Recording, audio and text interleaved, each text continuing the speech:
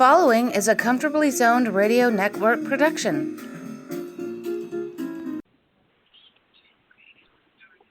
Thank you, Tally Olson. We are back. Comfortably zoned in a vat o' pine tar. I'm Ralph Tyko. The co-host is George Grimm. We just happen to have written a book by that title, and this is a series of podcasts that bring back the experience for us of writing a book, and we get to talk to some of the people who were instrumental in the book. We featured this week Spencer Ross, a returning guest to these airwaves and the first time to our podcast. Spencer, nice to meet you, sir. Nice to meet you. Nice to have you back. Oh, okay. I'm glad you added that because I was going to say to you, are you forgetting things? I've been here before, okay? I know you have. I was looking forward to this return engagement. You are comfortably zoned. Let me put it that way, okay? Nothing wrong with being comfortably zoned, and I have to say that as we were writing the book, the interview that we had no room left in the book, 500 pages, and I did an interview with you, and I called George and I said, we got to get this guy in the book. The most interesting guy I met in a month, and I'm so happy that we were able to turn a podcast into a friendship. And so, welcome back. Well, listen, I don't want to sound self-deprecating, but you said the most interesting guy I've met in a month. Okay. Right. I didn't want to pad it or anything. I didn't want. If you had said the most interesting guy I've ever met, I'd say, wait a second, Ralph. You're overinflating. You want realism. You don't want me to blow smoke up your butt, and you want realism, and I do too. You know what, Spencer? I'm thinking back to our first interview, and George has a lot of questions for you. And I just wanted to have you elaborate on your friendship with the Scooter, my favorite Yankee announcer growing up. I'm 75, so I went all through the 50s and the 60s. I loved the Scooter. He was a personal favorite of yours. Talk about him, if you will. He was a personal friend of mine. And the amazing thing is that I first met Phil Rizzuto when I was 11 years old, a kid at Yankee Stadium with a couple of my buddies and looking for autographs. And he kind of took a liking to me because I think the fourth or fifth time I met him, he started calling me by my first name, Spencer. And a lot of people commented that when I was broadcasting with him, it was White, it was Messer, everybody was the last name. He always called me Spencer, and it never hit me. But, I had known him for, I met Phil Rizzuto in the 1950s, and we became such dear personal friends. He was just, I think I told you before, I have a picture up on the wall. It's a picture of Yogi and Scooter, and it's a kind of a famous picture. It was the day Dale Berra was born, and Scooter's got his civvies on, and Yogi is still wearing his uniform. And I emceed Yogi's golf tournament for like 15 years, and Scooter's also. And I found a copy of that picture, 16 by 20. I said, gee, let me bring it with me. I never asked. They're my friends. I don't ask them for autographs. So I went over to them, and when I walked in, they were both standing together. Hey, guys, sign this for me. So there was a table there. I said, just write something personal. So Yogi wrote something like, to Spencer, a dear friend and a great guy, Yogi Berra. And Scooter wrote something, and you got to understand, Scooter was like a little kid. He had a great relationship with my then 10 and 12-year-olds, okay? Because he related to children, adults. He related to everybody. So he wrote something, and then he ran away. And I said, and I didn't understand. So I looked down at what he wrote, and I chased after him. I said, why did you write that? He said, because I sincerely mean it. I said, come on now. Well, I'll tell you what he wrote. He wrote, to Spencer, the best broadcaster I ever worked with. Holy cow, Phil Rizzuto. I picked that picture up. I immediately put it in the trunk of my car, ran out, put it in the trunk of my car, and I had it framed the following day. We had such wonderful times together in the broadcast booth, out of the broadcast booth, socializing. He was. I'll tell you one really funny story, which I may have told you before. It was at his golf tournament one year, and we played golf, and then there was the dinner, and I emceed the dinner. And at the end of the dinner, I was sitting at Scooter's table with my lovely wife Pat, and he was with, of course, the almost equally as famous Cora, and Cora was a beautiful woman and just a sweet woman, and it was tough for Scooter to get out of the room. Everybody wanted his autograph. They wanted to sign a ball. They wanted to take a picture. And it was really getting a little uncomfortable. And all of a sudden, from the back, Cora, standing with my wife, Pat, she screamed out, "Okay, folks, I gave him his Viagra 45 minutes ago. I got to get him home before it wears off." Well, the Red Sea parted, and the Scooter and Cora were able to escape quickly and to their home, of which they didn't have to go across the George Washington Bridge to get to. This was in New Jersey. Oh, wow. That's a great story. I'll turn you over to George Grimm because he's never talked to you, and he was so impressed with the podcast that we did that he was the final say. Put it in the book, he said. George. Put it in the book. That's Harry Rose's line. You know that. Right in the book. With the wonderful announcer for the Mets, who I've known forever, and when the game's over and the Mets win, he goes, "Put it in the book." By the way, before we start with George, and I'm really looking forward to this, I got a few subjects of much more recent nature that I want to go over with you, and I hope we'll have some time to do it. Okay. And it's about current things. Okay. Hi, George. Okay, this is the 65th anniversary of Don Larson's perfect game in the World Series. Now, I want to ask you, Spencer, if you broadcast that game. No, I was 15 years old. I'm just kidding. I remember the game, and if Dale Mitchell was still alive, he'd rest in peace. He'd still say that pitch was outside. The third strike that ended the game. It was. It was. I don't know if it was. I don't know if it was, but it's okay. It's like the interesting thing is when Aaron Judge got that ground ball to win the Yankees that final game and hit him as a wild card. Howie Carpenter, who's a very well-respected, longtime official scorer for the Mets, he credited Aaron Judge with a base hit. It was really a fielder's choice, and like I told Howie, that's okay. I'll accept that. It was a base hit. It was a walk-up hit. It wasn't a walk-up fielder's choice. But these little things like, was the pitch outside? Was it a base hit?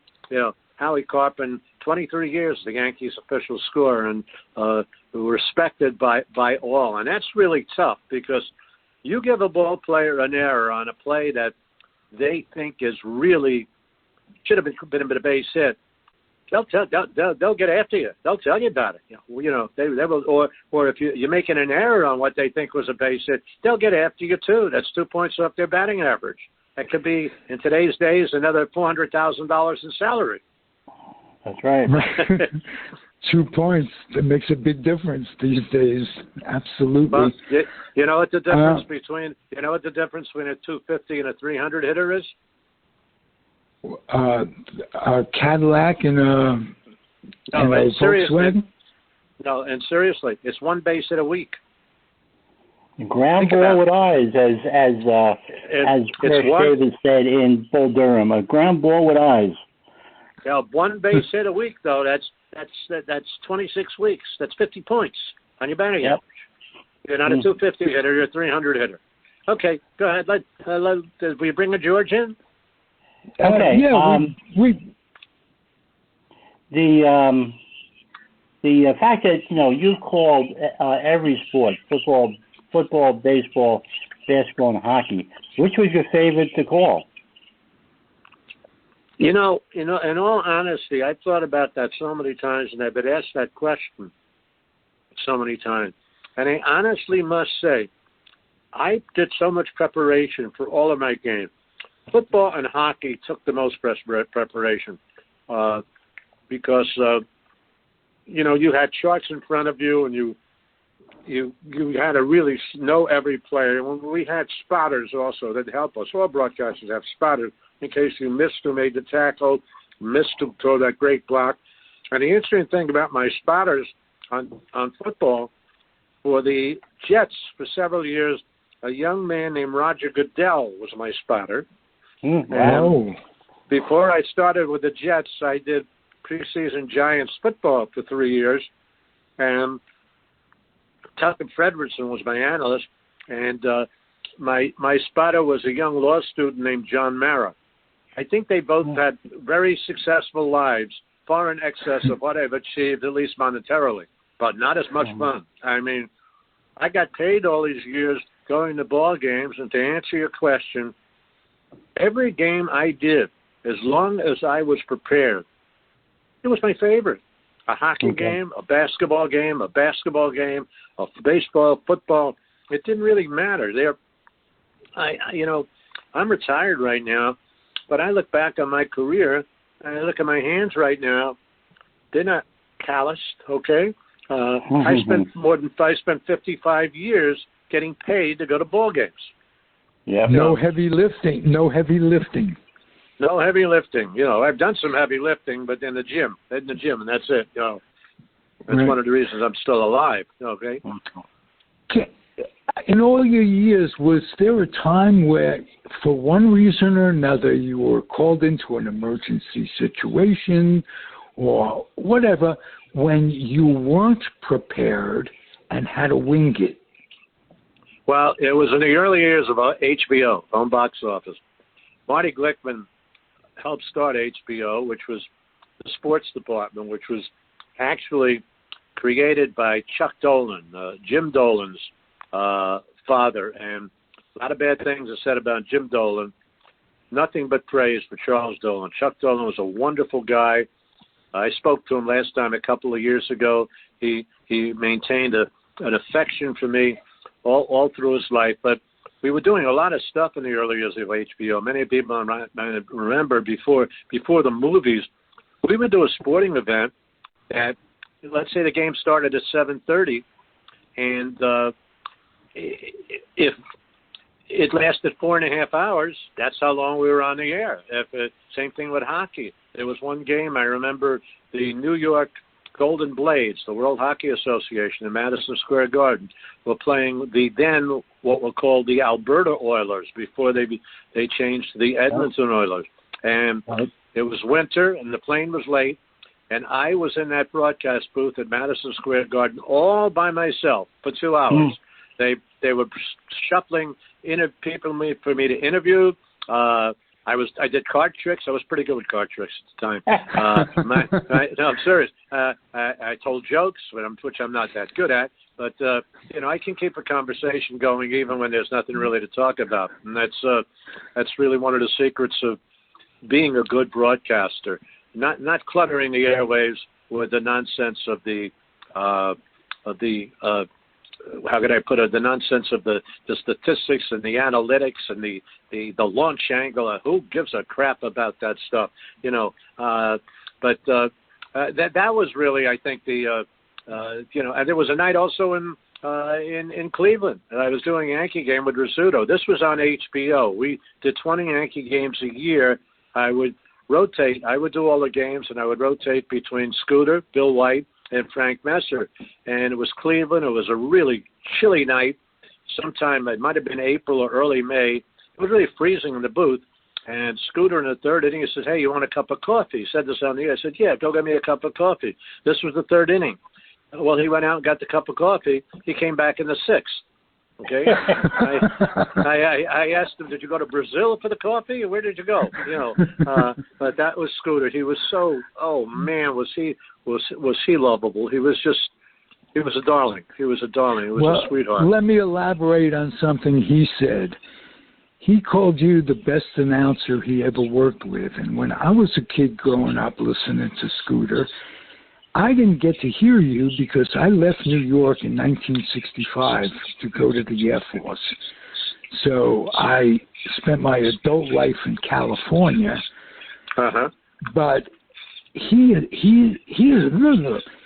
announcing partners when I was growing up were Mel Allen and Red Barber.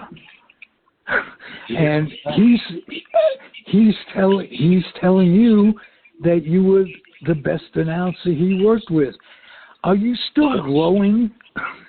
Well, I think I am, but comparing me to Red and Mel, I think is a little over the top. But in all honesty, when Scooter took the job after he was, the way they released him was disgraceful. But when he took the job, they treated him like old timers day, and they called him into the office and allegedly said something like, "We have to cut somebody to make room for another player. Who do you recommend?" George Weiss did that. Yes. Held him. I mean, that was as pricky a move as anything I ever heard, because he knew he was going to cut Phil Rizzuto at that point. This guy was a future Hall of Famer. He was beloved. You don't treat people like that. George Weiss treated everybody like that. He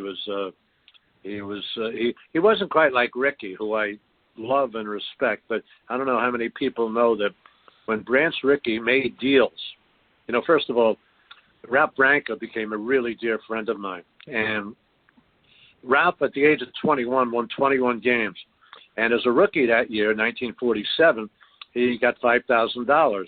So he was awaiting his new contract. He got it in the mail, and they sent him a contract for $6,000. Well, Ralph took no crap from anybody anytime throughout his entire wonderful life. He, of course, sent it back, and he wound up getting $12,000. They went from $5,000 to $12,000. He had won 21 games, but many people don't know, when Ricky made deals and saved money for his team and made trades, he got a piece that involved money. He got a piece of the action. Wow. He got a financial piece of the action, and so Ricky's frugality, if you want to call it, was based on his bank account, which continued to grow. And I don't have a bad word to say about Branch Rickey. He's the guy who brought Jackie Robinson to baseball. I don't think Bill Veeck deserves enough credit. I mean, it was just a couple of months later he brought in Larry Doby. Then he brought in Satchel Paige in '48, and they won the World Series. And then a couple of years later, he brought in a guy who must have been 40 years old at the time. He became one of my favorite players, Luke Easter, left-handed hitter. I think he hit 40 home runs or 38 home runs, and he only lasted 3 years. He must have been 45 by the time he retired. They didn't know how old these black guys were at the time. Nobody knew how old Roy Campanella was when he finally came up to the big leagues. Those birth certificates weren't as accessible as they are today. But and so players you're talking would about deliberately lie to make their worth more. Oh yeah, of course. And if you could get away with it, you did it. You did it. Absolutely, you did it. Why not? That was part of the game. George. Yes, Spencer. One more question. Hi, George. How are you? I'm okay. I'm a long-time fan. Who was your favorite color analyst? Now, usually color analysts are characters in a certain way sometimes. Who was your favorite color analyst that you worked with in all your broadcasts? Well, Sam DeLuca with the Jets was I thought exemplary. He was so on the money with things. He was. I listened to certain guys on TV. Marty Glickman had a certain rules that he was governed games by. First of all, TV announcers shouldn't talk as much as radio announcers, and he had a thing when I started doing football on television. He said, look, you say what you have to say, your analyst says what he has to say, But by the time the huddle breaks, you shut up because the crowd loves to hear at home loves to hear the signals being called. That's part of the whole the whole beauty of broadcasting a game. These guys today, they talk over the next play. Chris Collinsworth has a lot to say, and he says too much of it, And I'm pointing a finger maybe at him singly, and I'm not. Listen to these guys today. They don't know when to shut up. Basketball announcers on television sometimes forget that people could see that it's a left side jump shot or it's off the back rim, it's a weak side rebound. Why are you telling me that stuff? I find it really irksome, really bothering. It bothers me, and I oftentimes will turn the sound down. And I know if Marty, rest his soul, was still alive, boy, he'd be beating the crap out of a lot of these guys. And he taught so many of his. I had the same problem with one of the famous hockey announcers. I won't say his name, but he recently retired, and he used to. He was, very, very well respected within the industry, but he certainly called a radio game on TV. He just talked and talked and talked, and I can see the game. I don't need you to tell me. Who was that? I don't want to say his name, but he was. Okay, well, the guy I remember with the L.A. Kings, I can't think of his last, Bob something. He was great. Right. Sometimes hockey is one sport because you can't see the puck that talking a little more is more acceptable. But you don't have to tell me the guy skated over the red line. You just identify the name. They identify the name. You don't have to tell me he's on the left side of the goal or midway between in the slot. I see that. I see all that stuff. But the guys do talk. Many guys do talk too much. You don't get paid by the word. I can't think of the guy who did the Philadelphia Flyers for many years, and he was wonderful. What? Gene Hart. Yeah, he was wonderful. Some people said he talked too much. I said, no, he didn't. And look, you guys lived out in L.A. for many years with the best. The guy who did Los Angeles Lakers name. Tell me his name. Chick Hearn. Yeah, Chick had to do a simulcast. So you have to find the balance when you do a simulcast between speaking too much and not speaking enough. Hot Rod Hundley never got the gist of it, and Hot Rod was a wonderful guy, but he never got the gist of it. He did television, and he was just rapid fire radio all the way through. And if I can address to a moment, I got a wonderful Hot Rod Hundley story to tell you that he told me. He went to West Virginia, right? number 44 after Jerry West. West Virginia. But he was before Jerry West, and I'm sorry. He was before Jerry West, and when Jerry West, Rod told me this, when Jerry West was being recruited, he came to Morgantown, and Hot Rod was showing him around and everything, and they were just building a new gym, a new arena, a big arena, which I think still exists.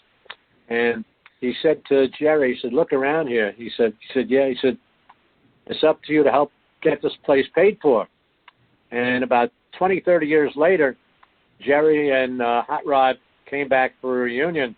And when they walked into that same arena again, which had seen 10,000 basketball games, West tapped him on the shoulder and said, look up. He said, what? He said, building's paid for. That's funny. Yeah. Anyway. Yeah. Wait a minute. I didn't properly introduce you and George Spencer. George wrote, before this book, he wrote 2 books on his own. They were hockey books on the Rangers. So what's the name of the books, George? Okay, the first one was We Did Everything But Win, about the Emil Francis era Rangers. I grew up watching those guys, and it was a real thrill to be able to talk to them and interview them and write about those seasons that they came very close, but they never won the Stanley Cup. And the second one was Guardians of the Goal, which was the history of Ranger goaltenders from their first through Henrik Lundqvist recently. So well, the ones I remember Chuck Rayner, and I remember I remember that was the first time I ever got interested in hockey. It was 1950, where they lost in 7 games to the Red Wings off a face-off deep in the zone. And I forget who it was, but the guy who was taking the face-off told the guy who scored the goal, move a little bit to the right. I forget the guy's name who scored the goal. And he did. He won the face-off. Got it. Who? The guy's name was Pete Babando. Pete Babando. Yeah, Pete Babando, by the way, might have been, I don't think he was the first, but one of the first American hockey players to play in the National Hockey League. And when you speak about goaltenders, the guy who helped found the Rangers, the game in which the goaltender got injured in the playoff game, and he came in and played. Yeah, Lester Patrick. Lester Patrick came in and won the game, which was a legendary fact. I wasn't around for that. And do you know why they called the New York Rangers? Was it Tex Rickard? They were Texas Rangers. That's right. Tex Rickard was the guy who said at Madison Square Garden, "Let's bring hockey in here." And so they made a team, the New York entry in the NHL. What are we going to call them? So somebody said, "Why don't we call them Texas Rangers?" So they became the New York Rangers. But that's fascinating. That 1972-73 team that lost to the Bruins in 6 games. I remember the first game in Boston. They were behind 5-1. Eddie Jockman might have had the worst game he'd ever had in his career. And I was seated in a seat. I was a press member of the press. I wasn't broadcasting, behind the goal. I mean, he really wet the bed. He was terrible. And anyway, the Rangers came back to tie it, and Ace Bailey scored the winning goal. And the interesting thing about Ace Bailey, in later years, I got to know Ace. He was a scout, and oftentimes on Sunday nights after games, we'd get together for a drink or a bite to eat. And you know the story of Ace. He was on that plane heading to L.A. that crashed in the Pittsburgh and the Pennsylvania area. So he died a hero, but he was a sweetheart. Garnet Ace Bailey, what a nice guy. Right.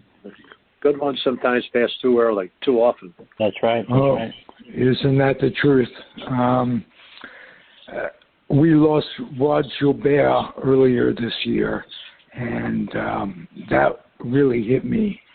Do you have any memories of Rod Gilbert, Spencer? I loved Roderick. He was gentle. He was kind. He was warm. He was personal. He was friendly. There's a great story. I remember I wasn't a regular Ranger announcer at this time, but we had a game one night in Pittsburgh, okay? And the Rangers were continuing on the road trip, and it was the time where teams stayed overnight. There were no charters at the time. So the Rangers stayed in Pittsburgh overnight.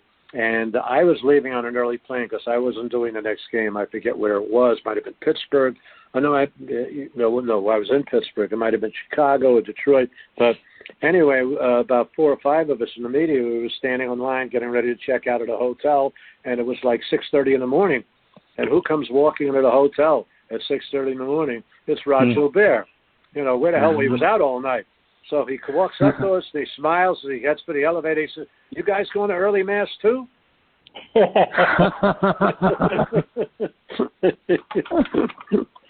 that was Roderick. He was very, very, very fond memories. And he got on. My first wife, who passed away in 1989, was French. She was born in France, in Aix-en-Provence, and she had a wonderful relationship with Rod. They had wonderful conversations of which I understood not a word, but he liked her and she loved him. Everybody loved Roderick, and I always called him Roderick. And for many years he had 2 names for me. He called me Spencer, and he also called me Spinner. So the Islanders had a player for a few years named Brian Spencer, and his nickname was Spinner. So Roderick would call me Spinner oftentimes, And I'd say, "Why do you call me that?" "Well, Brian Spencer." I said, "I'm not Brian Spencer. I wasn't." You know what happened? Brian Spencer. Interesting thing.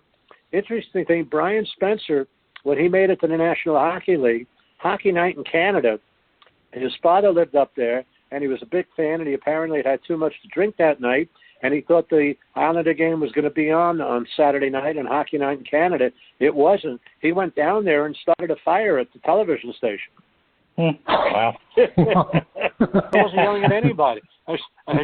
Well, we were so loud. I said, yeah, I was talking to Luke Hornacek. I can't hear a damn thing.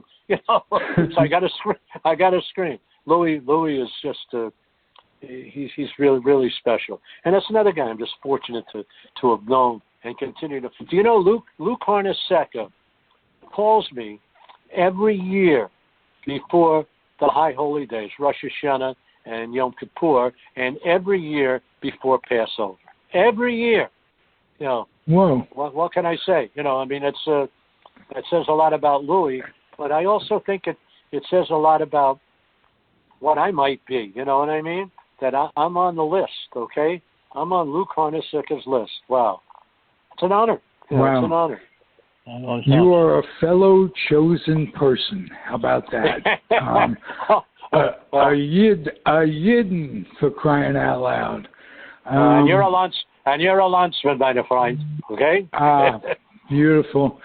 Hey, listen, we're going to make this a two-parter. I'm going to cut it in two, and what a pleasure it is to have your acquaintance. And when are we going to do the second part? Oh, this is the second part. This is the second part, but okay. We will continue it ad infinitum. I really love to have you as a guest. I love it that we're the same age and that we have the same feelings of keeping it together, keeping the brain together. That's what mine's it's there, about. and yours is, and sei gesund. Okay, my friend. Thank you, my friend. George, great show. George, thank you. Okay, Spencer. Take care George, of yourself. thank you. Okay, be well, and I'm looking forward to the book, Ralph. Looking forward You'll to the book. Get it okay? in the mail. Would you do me one quick favor? Send me the address on the Facebook Messenger. Okay, sure. Okay. Or how about if I text it to you? I can't text you. I don't really have your just put phone it on number. private message. Okay. Yeah. Okay, good. We'll do. Okay. And you'll get a copy. Are the Giants going to beat the Dodgers? Oh, God, I hope so. Seriously, with Bueller, Urias, and Scherzer, I mean, in short series, that's unbelievable. I mean, I think the 20-game winner most probably is going to win the Cy Young, but my vote's with Max Scherzer. Okay, my vote's with Max Scherzer. On 7 straight, okay. He's been completely lights out. For the Dodgers, and the Giants are just an amazing success story. I checked at the end of the season. In Las Vegas, the over and under in the Giants, the start of the season was 75 games. They won 107 games this year. Take a look at their lineup. 107 games. That's unbelievable. A friend of mine says, the way they do it, they have a Jew and a Muslim. I don't know who the Muslim player is, but they got a Jew as the manager, Gabe Kapler, and they've got a great Muslim player, and they're really fun. The Giants. And the Dodgers the two Turners just blow me away. And that game that they won, the wild card game. This is why baseball is beautiful. Bellinger, Rookie of the Year 4 years ago. 2 years ago, Most Valuable Player. This year, can't hit himself out of a paper bag. He's batting 160. When the money's on the line, he gets a base hit, walks twice, and steals 2 bases. And a guy who was 8 for his last 72 at bat, Chris, it's a home run to win the ball game and put them into the division series. That guy will never have to buy another meal in his life in Tinseltown in Los Angeles. That no one question. home run. Memorable. No Okay. question. Be well, my friend. Thank you, gentlemen. It's been a great show, and we'll talk at you real soon. Comfortably Zoned Radio Network. Comfortably Zoned in a vat, Opine Tar, George Grimm and I. talking about the book that we are so proud to have published September 11th. It's on Amazon. If you think about it, pick it up. Give it as a gift. Holiday season. Send it to the best baseball fan you know. Could be me. All right. Thanks, everybody. We'll talk soon. Adios and happy trails. Bye-bye now. Bye now. Bye. The proceeding has been a Comfortably Zoned network production. You are advised to keep your dreams wet, your humor dry, your children and grandchildren out of military recruiting offices and off the laps of clerics who wear dresses. Thank you for listening, everyone. Happy trails.